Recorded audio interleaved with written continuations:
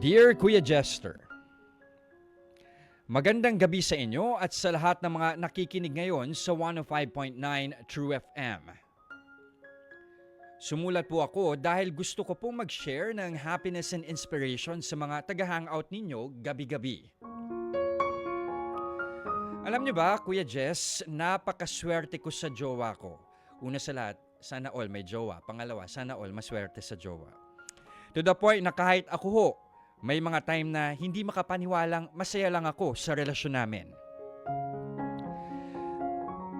Nakailang serious relationships din ako, pero ang ending, ako lang pala yung laging seryoso. Sakit naman nun. It was either ipinagpalit ako, isinabay ako sa iba, nako, or iiwan na lang ako bigla sa ere. Just because boring na daw o kaya naman ay wala na silang feelings for me. Grabe naman yun. Hindi naman sa lahat ng pagkakataon on a high ang pakikipagrelasyon. Maraming moments na boring ang pakikipagrelasyon, hindi ba? It took me years of pain para nang matauhan na pwede naman ako magpahinga sa pakikipag-boyfriend, and from there, nagawa kong unahin yung sarili ko. Ako naman before anything else. Hanggang sa nakilala ko si Ken. Wala akong masabi sa kanya. First few meetings pa lang namin, vibe na talaga kami. Hanggang naging kami na nga. Never po akong nakaramdam ng pangamba, takot, or uncertainty sa loob ng relationship namin. Yung mga bagay na ginagawa ko para sa mga dati kong boyfriend, ngayon, siya yung gumagawa para sa akin. That I sometimes feel, do I really deserve all this? But, definitely, yes. Ganun siguro talaga kapag natutuhan mo ng alagaan yung sarili mo after breakups and betrayals mo sa iba. Saka darating yung match made in heaven mo nang hindi mo inaasahan.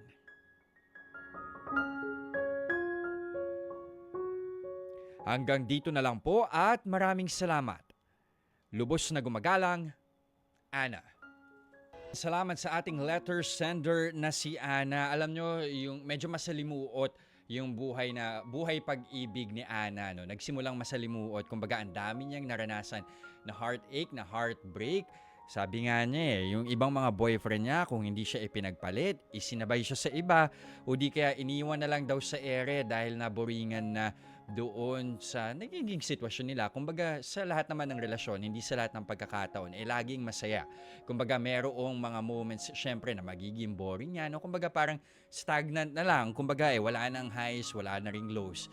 Pero, it's a decision that you make whether or not ipagpapatuloy mo pa yung relasyon na yon.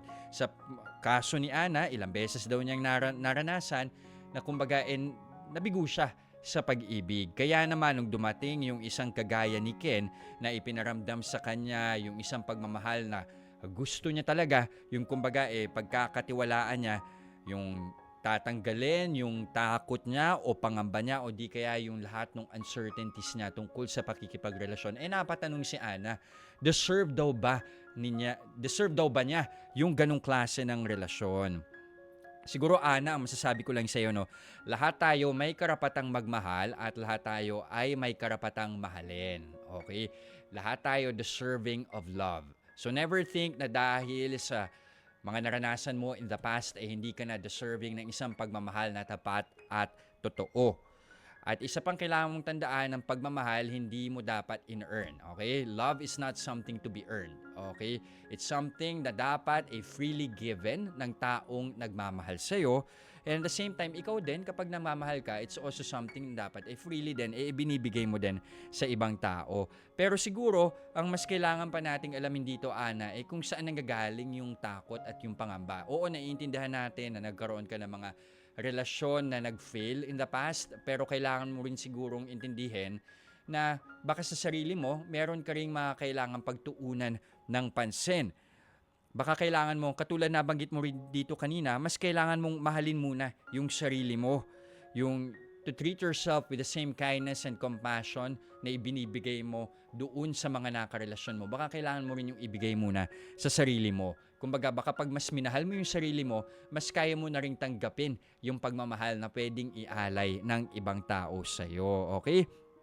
Also, don't treat love as a reward. Okay? Hindi ito isang papremyo na kapag ginawa ko yung ganito, baka maging tapat yung pagmamahal na ma-receive ko. Hindi. Okay? It's never a reward, yung pagmamahal na yan. And siguro ang mas maganda pang tanong dito, what makes a relationship healthy? Okay? Ano ba yung mga factors na masasabi natin na kumbaga nasa isang tamang pagsasama ako?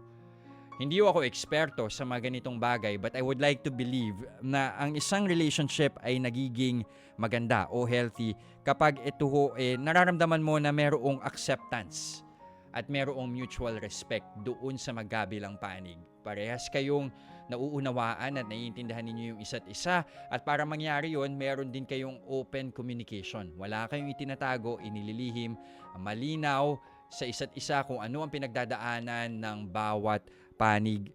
And given that, mas magkakaroon kayo ng acceptance. Kailangan din nararamdaman mo na ligtas ka o di kaya valued at appreciated. Okay? Ika nga ni isa sa mga hinahangan ko si Stephen Chbosky, sabi niya, we accept the love we think we deserve. Okay? Mahalaga na ang pag-ibig na matatanggap mo ay yung pag-ibig na willing kang tanggapin. Okay? So eto, binibigay sa iyo ni Ken yan.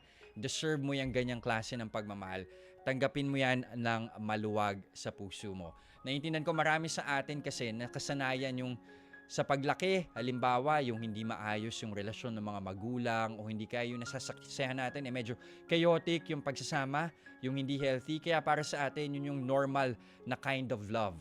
Pero kailangan din nating intindihan na yung cycle na yun pwedeng baliin sa sarili nating karanasan. Na pag tumanda tayo, pwede tayo makaranas ng healthy o maayos na forma o di kaya ay uri ng pagmamahal. Posible yan, Ana, at nararamdaman mo na yan kay Ken, at sana nga patuloy yung maging magandang pagsasama ninyo ni Ken. Sa inyo yan, pagtatrabahuhan nyo yan sa lahat ng pagkakataon, whether maganda yung pinagdadaanan ninyo o hindi kaya masalimuot. Nasa sa inyong dalawa yan kung paano ninyo patatatagin ang inyong pagsasama.